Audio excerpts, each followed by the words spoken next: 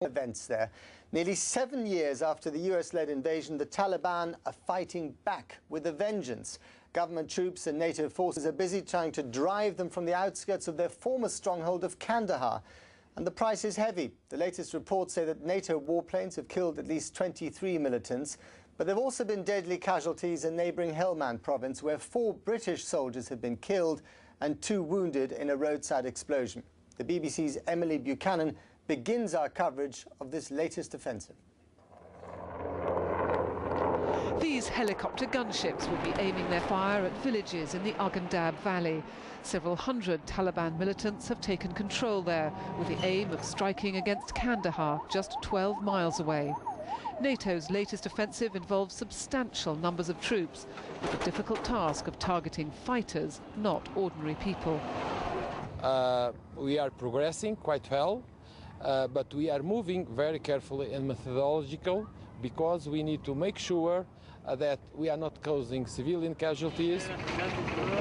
Locals are taking no chances, though, with hundreds fleeing their homes in anticipation of the fighting. Yesterday I came out from my village.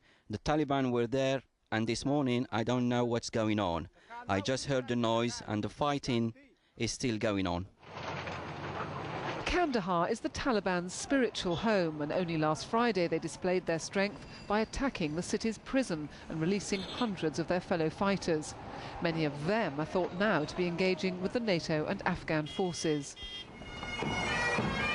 In Scotland today, the British forces and their families have been commemorating the dead in Afghanistan.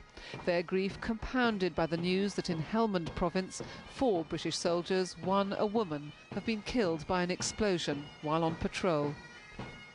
Condolences are offered and thoughts are with the family, the friends and the comrades of those people who have given their life in the service of our country. These people are all heroes and are doing a magnificent job there. As the latest offensive gets underway, there are reports of militant casualties. But there's no doubt NATO faces a tough battle as Taliban confidence grows. Emily Buchanan, BBC News.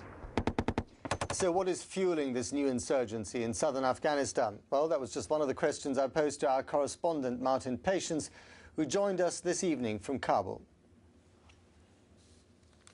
Martin, thanks for joining us from Kabul. Tell me, how alarming and how real is the resurgence of the Taliban in places like Kandahar?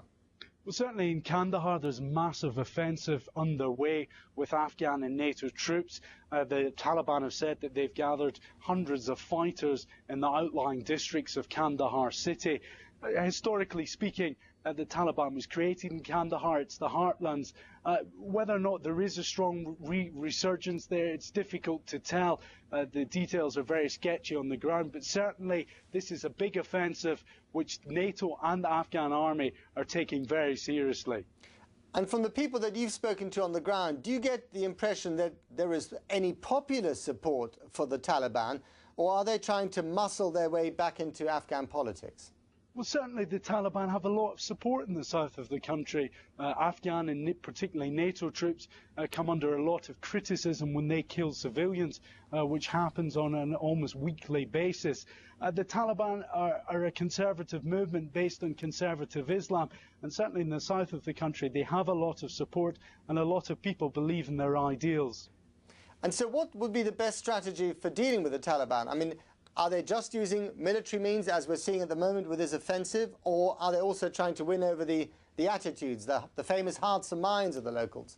Well, I think that's the million-dollar question here. How do you defeat the Taliban? When you talk to British and American military officials, they say there can't be a military solution to this. They have to wage a hearts and minds campaign. The problem with that is you can't invest, you can't build in the south of the country until there's security. Obviously, there's a massive security vacuum there at the moment, and until that's resolved, we won't see the investment going in, which could win over some of these hearts and minds. Martin Patience for us in Kabul, thanks for joining us. Killed, 2 wounded in an explosion in southern Afghanistan. We're going to stay on Afghanistan for the moment. There's also a NATO-led operation taking place in the outskirts of Kandahar, and you've been expressing some of your views on the situation there. We'll start with this one from Abdul in Kandahar, and he says the only thing that makes this area insecure is the police are drugs lords and have connections with many other criminal elements. There's also competition between NATO forces. So thank you very much indeed for that one. Saeed, who works in Kandahar, says his family fled the Arghandab district just last night. He says the Taliban were heavily armed and were making checkpoints and confident of taking Kandahar city within a couple of days. And from Khalid, a medical student in Kandahar city, he says his relatives are now living with him because the Taliban